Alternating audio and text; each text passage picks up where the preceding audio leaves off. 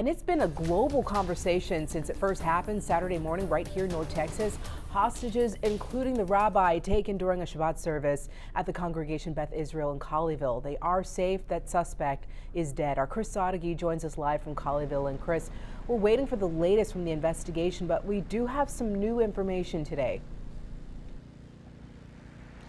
Yes, we know a lot more today, Cleo. The road in front of the Congregation Beth Israel is now open, although the parking lot is still closed while they continue the investigation. But a lot of new developments here in the last 24 hours. We now have an identity of the hostage taker and also learned that there are two people being detained in the United Kingdom. The FBI identified him as Malik Akram, a 44-year-old British citizen, though they did not release much more info about him. ABC News reports that it's believed he arrived in the United States on December 29th at an airport in New York and bought a gun in a private sale that he used to hold the four men hostage inside the synagogue while demanding the release of convicted terrorist Afia Siddiqui, who's being held at a federal prison in Fort Worth. Also yesterday evening, we found out from police in Manchester, England, that two teenagers there were detained and questioned over their possible connections to Akram and this plot. So the investigation is now happening worldwide. We also heard from Rabbi Charlie Citron Walker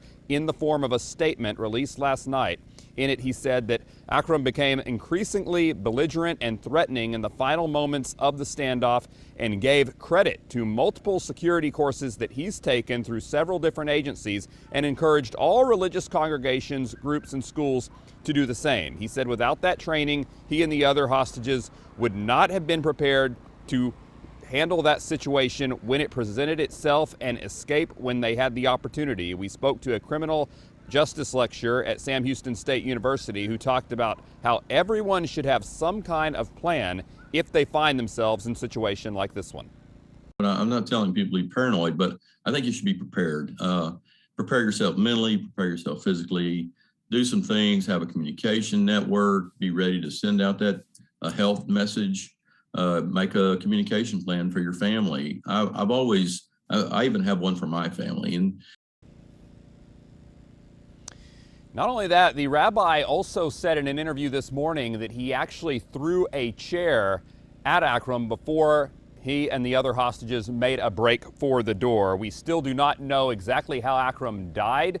The FBI does have a shooting incident response team here taking a look at the incident, conducting their investigation. So that is still something that's ongoing.